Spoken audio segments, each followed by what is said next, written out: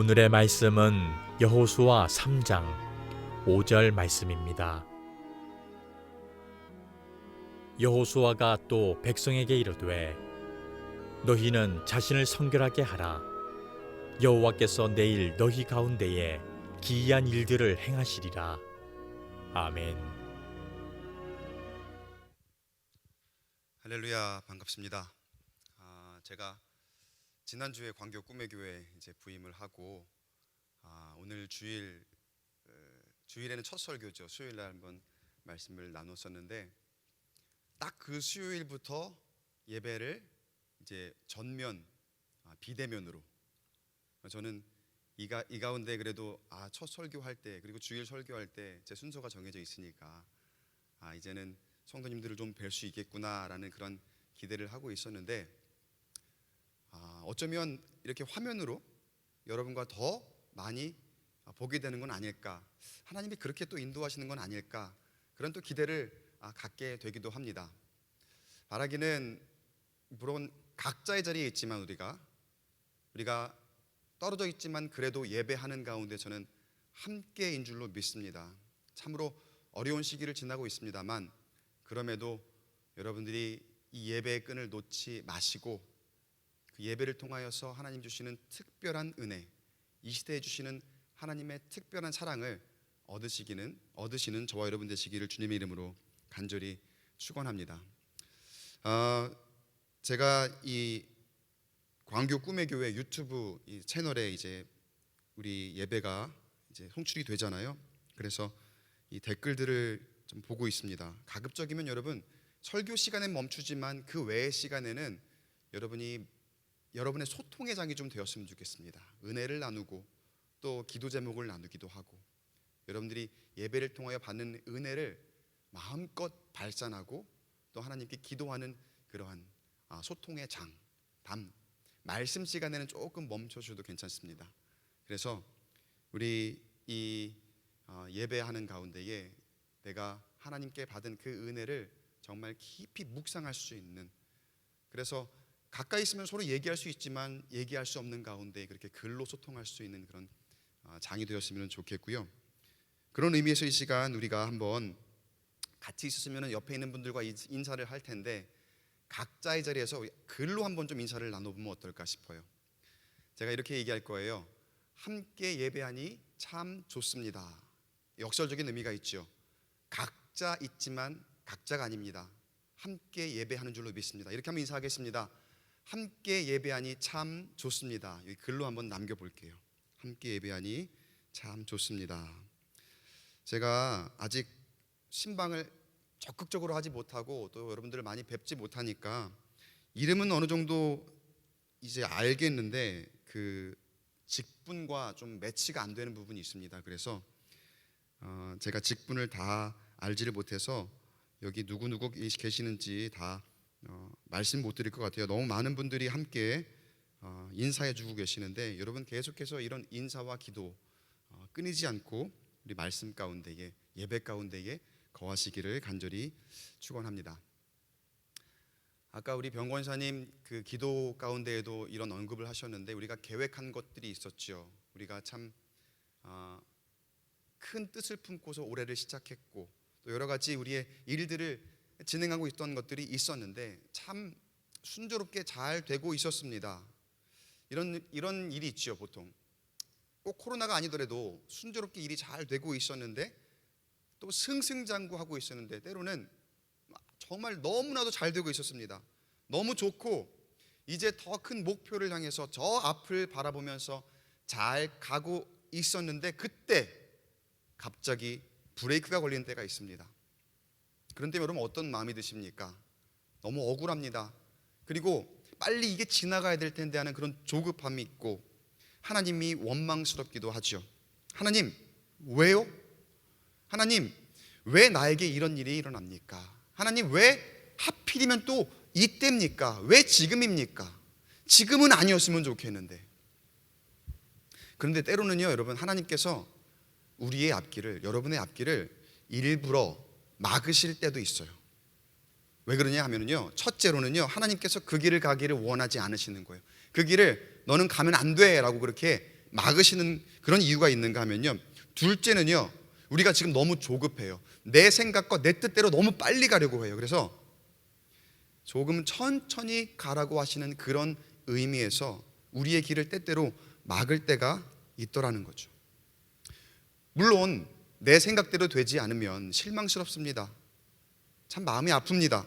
그러나 여러분, 하나님을 신뢰하신다면 하나님이 우리보다 앞서서 모든 것을 알고 계시고 계획하시고 예배하시는 분이라는 사실을 여러분 믿으시기 바랍니다.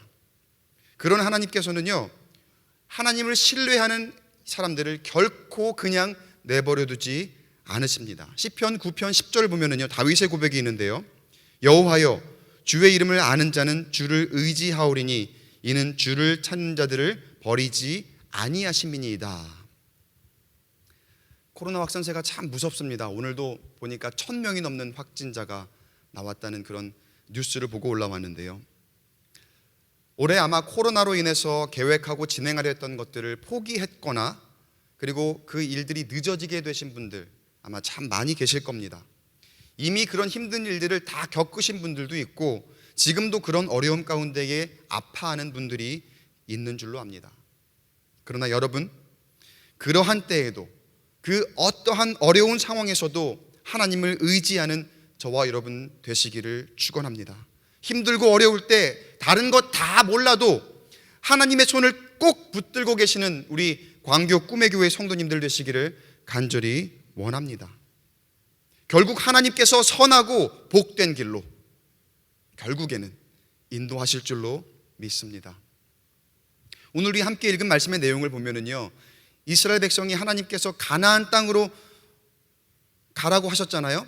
그 얘기하신, 약속하신 그 가나안 땅으로 들어가기 직전의 이야기를 담고 있습니다. 가나안 땅은 하나님께서 방금 말씀드린 것처럼 약속하신 땅입니다. 가라고 하신 땅입니다. 젖과 꿀이 흐르는 땅이라고 말씀하셨습니다. 그렇게 약속하셨습니다. 그래서 우여곡절을 겪으면서 수만 가지 그런 고생길을 걸어와서 드디어 이제 가나안으로 가기 위해 요단강 앞에 이스라엘 백성들과 여호수아가 그 앞에 다다랐습니다. 이제 저 요단강만 건너면 그 하나님께서 약속하신 땅으로 드디어 가게 된 거예요.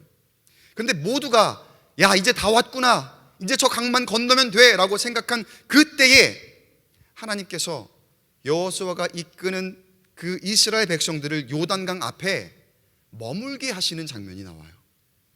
오늘 3장 말씀을 읽었잖아요. 5절을 읽었는데 1절부터의 말씀을 함께 볼 거예요. 1절을 보면은요, 또 여호수아가 아침에 일찍이 일어나서 그와 모든 이스라엘 자손들과 더불어 시뜸에서 떠나 요단에 이르러 건너가기 전에 거기서 유숙하니라. 자, 이제 요단강 앞에 섰는데 요단강을 건너기만 하면 거기에 새로운 땅이 펼쳐집니다. 그 앞에서 이스라엘 백성들이 가졌던 감정이 어땠을까요? 그때 그 기분이 어땠을까요? 굉장히 흥분되어 있지 않았을까요? 뭔가 굉장한 기대를 가지고 있지 않았을까요? 이전에 여호수아가 두 사람의 정탐꾼을 이 가나안 여리고로 보냈더랬습니다. 그곳에서 하나님을 알고 하나님을 두려워하는 라합이라는 기생을 만났죠. 라합이 이 정탐꾼들을 숨겨주죠. 그리고 그 정탐꾼들은 여리고 사람들의 반응을 무사히 잘 살핀 후에 복귀를 합니다. 그리고 라합과 그 가나안 사람들이 하나님을 어떻게 생각하는지, 하나님의 사람들을 어떻게 바라보고 있는지 여호수아에게 보고를 하는데, 이 내용이 2장의 23절 24절에 있습니다. 2장 23절 24절의 내용을 보면은요, 그 두 사람이 눈의 아들 여호수아에게 나아가서 그들이 겪은 모든 일을 고하고 또 여호수아에게 이르되 진실로 여호와께서 그 온 땅을 우리에게 주셨으므로 그 땅의 모든 주민이 우리 앞에서 간담이 녹더이다 하더라. 자, 이게 구두 보고죠. 일종의 보고서죠. 이 보고에 의하면 어떻습니까? 진실로 하나님께서 그 온 땅을 우리에게 주셨습니다. 그 땅의 모든 주민이 우리 앞에서 간담이 녹더이다, 이렇게 보고하고 있어요. 무슨 말입니까? 그들이 우리를 엄청나게 두려워하고 있습니다. 좀 편하게 얘기하면은 걔네 완전히 쫄았습니다. 우리한테 완전히 쫄아 있으니까요, 우리가 가기만 하면 됩니다. 하나님을 두려워하고 있고요, 하나님의 사람들을 두려워하고 있다는 그런 보고를 여호수아가 받아요. 그 말을 여호수아가 듣고 그의 마음은 또 어땠을까요? 아마도 자신감이 붙었겠지요. 과연 하나님이 함께 하시니까 우리가 가기만 하면 되겠구나, 강하고 담대하라 이렇게 말씀하셨는데, 야 맞구나, 우리가 담대하게 그냥 들어가면 되겠구나, 그렇게 생각하지 않았을까요? 그가 이끌던 이스라엘 백성들도 모두 그렇게 기세가 등등하고, 자 이제 어서 가나안으로 가자, 그 땅으로 들어가자, 어서 건너가자, 이런 마음이었을 겁니다. 그런데 그 요단강 앞에서 저기 고지가 보이는데, 이 강만 건너면 되는데 하나님께서 그들에게 요구하셨던 것은 무엇입니까? 그곳에 머물러라. 그곳에 머물러라. 그 기간이 그렇게 길지는 않습니다. 사실 사흘이라고 되어 있는데, 성경을 보면은요, 마음이 급한 사람은 사실 이 사흘도 굉장히 견디기 힘든 시간입니다. 사람의 마음이 그런 것 같아요. 수십 년을 잘 기다렸다가도 이제 눈앞에 목표한 것이 보이고 저게 이제 막 잡힐 것 같으면 단 몇 달, 단 며칠을 기다리지 못하고 조급해하는 그런 사람의 모습이 있지요. 그리고 사람이 그렇게 감정이 치우치면은 조급하게 되고 막 흥분하게 되면은, 너무 기대가 되어서 빨리 가고픈 그런 마음을 갖게 되면은 결정적인 실수를 꼭 범하게 되어 있습니다. 때로 여러분, 하나님께서 나의 생각을 완벽하게 초월하시는 그분께서 내가 생각할 것과는 비교가 할 수 없는 더 완벽한 계획을 이루시고자 나를 준비하시고 앞의 일을 대비하도록 지금의 나를 연단시키는 그런 때가 있어요. 나는 지금 현실에서 그 모든 것들을 다 이해할 수 없습니다. 그러나 하나님의 계획 안에는 다 이유가 있더라는 거예요. 오늘 성경에서도 그 이유를 말씀해 주는데요, 4절의 하반절을 보면은 4절의 하반절이 이렇게 나옵니다. 너희가 이전에 이 길을 지나보지 못하였음이니라. 한 번도 그 어느 누구도 이스라엘 백성들은 가보지 않은 길입니다. 하나님은 그 길 너머에 어떤 일이 펼쳐질지, 누가 있는지 그것들을 다 알고 계시지만 이스라엘 백성들은 한 번도 가보지 않은 길이거든요. 하나님은 그걸 알고 계시는 거예요. 사람들도 물론 이론적으로는, 마음으로는 알고 있었는지 모르겠지만 실제로 그들의 지금의 이 상태에서 한 번도 가보지 못한 그 길을 가게 된다면, 아무리 담대하더라도, 아무리 자신감이 넘치더라도 그렇게 가게 된다면 분명 실수할 것이기 때문에, 분명 넘어질 것이기 때문에 하나님께서 그러한 부분을 경계하시고 하나님의 계획을 따라 그 약속의 땅에 하나님의 때에 이를 수 있도록 인도하셨더라는 거예요. 여러분, 우리가 성경 뒤에 나오는 이야기들을 읽어보면 이제 다 아시겠지만, 가나안 땅에 들어가기만 하면 만사가 다 오케이였습니까? 사실 그렇지가 않았지요. 더 강한 힘센 적들이 있었고 온갖 우상과 이방 미신의 유혹들이 기다리고 있던 곳이 바로 그 가나안 땅이었습니다. 절대로 녹록지 않은 길이었고, 여전히 힘들고 여전히 아픈 것도 있고 싸워야 할 것들이 많은 그런 땅이었잖아요.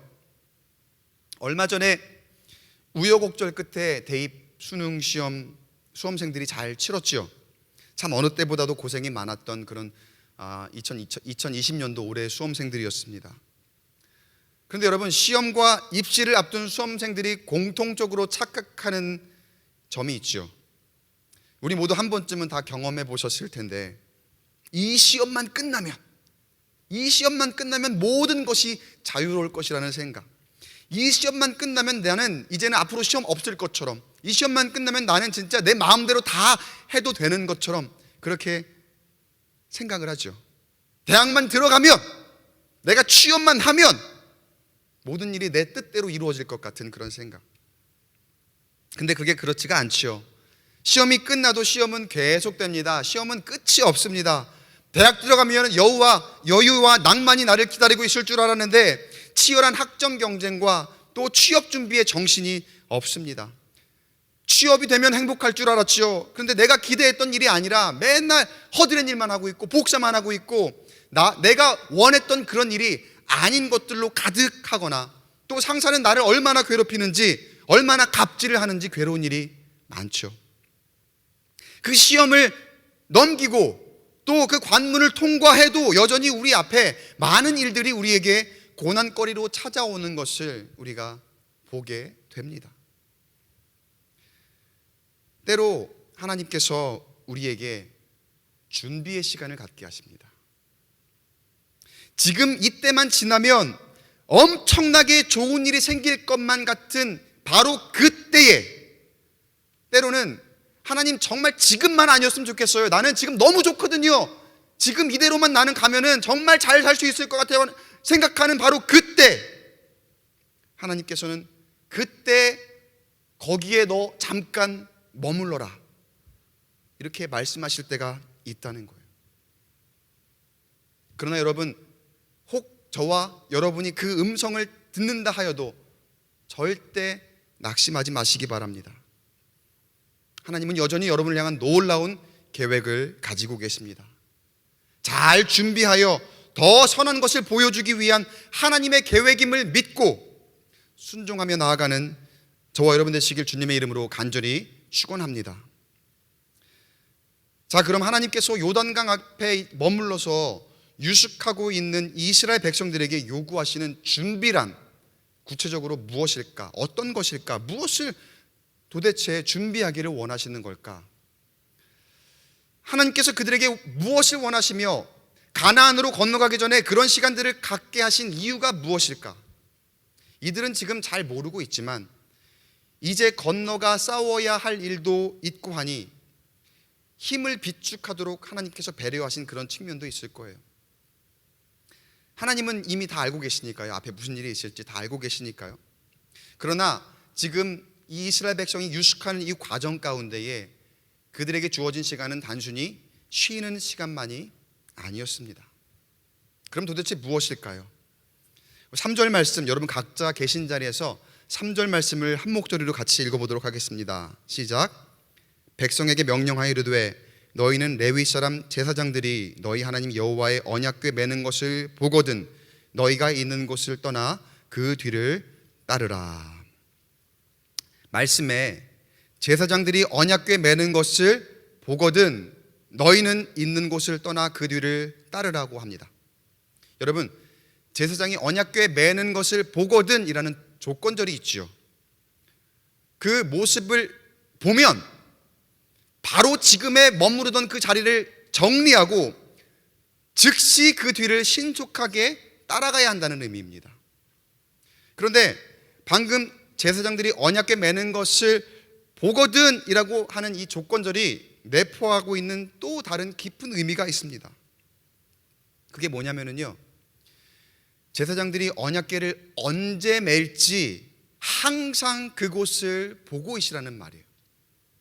다시 말하면 하나님의 임재인 이 임재의 상징인 언약궤를 제사장이 언제 맬지, 그때가 언제인지 알 수가 없다는 거예요. 하나님은 언제인지 미리 알려주시지 않으시겠다는 거죠. 미리 알 수 없습니다. 하나님께서 어느 때에, 하나님의 때에 레위 사람 그 제사장들에게 자 이제 언약궤를 메어라 그리고 전진하라 말씀하시면 그때 즉시 일어나 따라 나설 수 있도록 항상 너희는 그곳을 바라보고 있어라, 이 말이에요. 바라봐야 할 그 언약궤가 뭐라고요? 하나님의 임재의 상징입니다. 다시 말하면 무슨 뜻입니까? 하나님의 언약궤를 늘 바라보라는 말은 하나님의 임재를 늘 갈망하고 하나님을 바라보고 있으라는 말씀이에요. 지금 너희가 여기 유숙하라고 하니까 건너가 이제 있을 일에 대비해 그냥 쉬고 있어라, 그냥 그렇게 너희들이 휴식을 취해라, 그 말이 아니라 지금 있는 그 시간 안에 늘 하나님을 바라보고 있고 하나님을 의지하고 하나님만 바라보는 그 영적인 기민함을 가지고 있으라는 말씀이에요. 그래서 하나님께서 말씀하시는 때에 그 즉시 반응하는 것, 하나님께서 가라 하시면 그 즉시 그 길로 걸어가고 하나님이 멈추라 하시면 내 뜻과 내 생각 내려놓고 그곳에 머무는 것, 그것이 하나님께서 오늘 말씀을 통해서 저와 여러분에게 원하시는 것임을 여러분 믿으시기 바랍니다. 사랑하는 광교 꿈의 교회 성도 여러분, 우리는 얼마나 하나님 말씀에 잘 반응하고 있습니까? 얼마나 우리는 영적인 기민함을 지금 이때에 잘 유지하고 있습니까? 코로나라고 하니까, 우리가 함께 모여서 예배할 수 없다고 하니까, 교회에서 나오지 않아도 된다고 하니까, 이제는 예배 좀 쉬어도 되나 보다. 이제 화면 앞에서 예배하니까 너무나 편하고 좋구나. 혹시 그렇게 오해하고 계시지는 않습니까? 그러나 여러분, 하나님이 언제 어느 때에 저 제사장들이 언약궤를 매니 그때에 그 뒤를 따르라고 저와 여러분에게 말씀하실지 우리는 알지 못합니다. 어떻게 해야 합니까?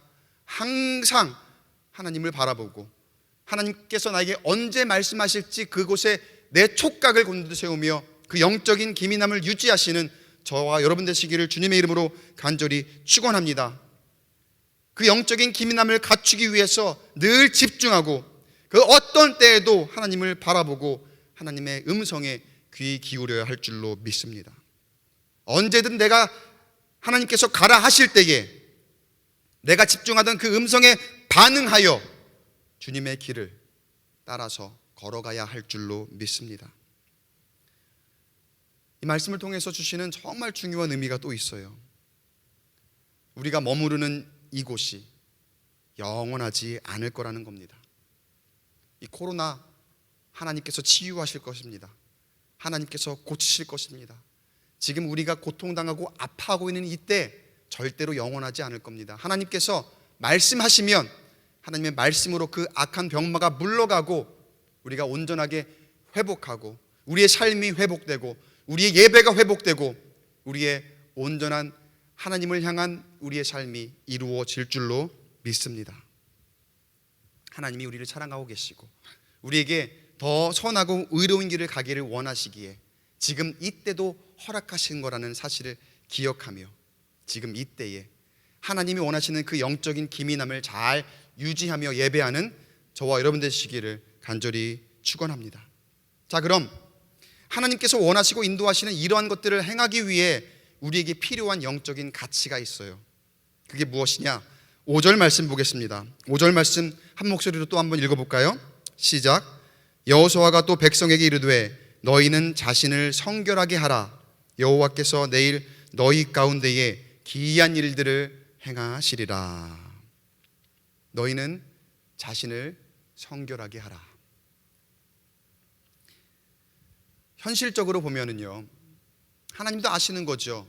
사실 이 요단강을 건너면 이제 강한 적과 싸워야 합니다. 그러니까 현실적으로 보면은요, 누가 봐도 지금 이들에게 필요한 것은 무엇일까요? 어쩌면 무기였을 것입니다. 강력한 무기와 또 강한 힘이었습니다. 군사적으로 월등한 전투력을 갖추어야 그 가나안 입성했을 때에 싸워서 이길 수가 있을 거 아니에요? 자, 그러니까 이런 준비의 시간에 전투를 위한 준비를 하고 또 무기를 만들고 또 힘을 이렇게 가꾸는 그런 시간을, 힘을 다지는 시간을 가졌다면 얼마나 좋았을까요? 그런데 사람의 생각과는 다르게 하나님이 이때에 원하셨던 것은요, 사람의 힘을 키우고 더 강한 무기를 만드는 것이 아니라 뭐였다? 성결하기를 원하셨다는 거예요. 여러분, 이 말씀이 의미하는 것은 무엇입니까? 앞으로 가야 할 길이 내 힘에 달려있지 않고 하나님께 달려있다는 거예요. 다시 말하면 이스라엘 백성들의 앞에 놓여진 앞으로의 모든 일들은 하나님이 하실 거라는 거예요. 여호수아가 하는 것이 아니라, 여호수아가 함께하는 모든 백성들이 하는 것이 아니라, 어떤 힘세고 영향력 있는 사람들이 하는 것이 아니라 하나님이 일하신다는 사실을 여러분 믿으시기 바랍니다. 사랑하는 성도 여러분, 우리가 하나님 말씀대로 성결할 때에 내가 원하는 힘과 세상의 능력 갖추지 못해 불안하고 염려할 때에도 하나님께서는 우리 가운데에게 친히 임하시고 역사하시는 줄로 믿습니다. 그 어떤 세상의 강력한 힘도 감당할 수 없는 하나님의 권세로 나를 위하여 하나님께서 일하시는 줄로 믿으시기 바랍니다. 우리는 앞일을 알지 못합니다. 특히 이 코로나 시대에 우리의 생각으로는 한치 앞을 예측하는 것이 참 무의미한 그런 시대입니다. 다들 이게 맞다 하기도 하고 저게 맞다 하기도 하며 참 헷갈리는 시대에 이렇게든 저렇게든 뭐라도 안 하면 도태될 것 같아서 그런 두려움에 있어서 뭐라도 해야 할 것 같기는 한데, 그렇다고 이게 맞는 건가에 대한 확신도 없지요. 그래서 내가 무언가를 하고 있으면서도 이 방향이 틀리면 어떡하지? 이렇게 걱정과 두려움이 많은 시대에 우리가 살아가고 있습니다. 그런데 여러분 기억하시기 바랍니다. 천지를 지으신 전지전능하신 하나님께서 우리를 향한 계획을 가지고 계시니 우리를 위해 기이한 일들을 행하실 것을 믿으시기 바랍니다. 우리에게 요구하시는 것은 무엇입니까? 너희 자신을 성결하게 하라. 우리 자신을, 우리의 영을 거룩하게 하는 것, 깨끗하게 하는 것, 정결하게 하는 것입니다. 홀리네스, 여러분이 거룩함의 의미를 잘 알아야 합니다. 예복을 잘 갖추고 있거나 엄숙한 예배를 드리고 언어를 절제하는 것만이 거룩한 것이 아닙니다. 진정 거룩한 것은 내가 어디에 있든지 하나님 앞에서 부끄럽지 않은 삶이 되는 것. 코람데오, 저와 여러분, 우리는 항상 하나님 앞에 서 있다는 사실을 기억하시기 바랍니다. 내가 어디에 있든지 나는 하나님 앞에 서 있는 사람입니다.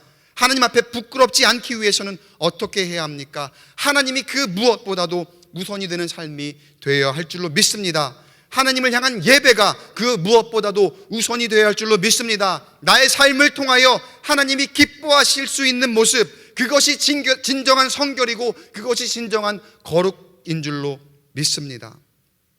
함께 모여 예배할 수 없으니 거룩할 수 없다고 오해하지 마세요. 오히려 각자의 자리에서 여러분 예배할 때에 내가 얼마나 하나님 앞에서 성결한가, 거룩한가 알 수 있습니다.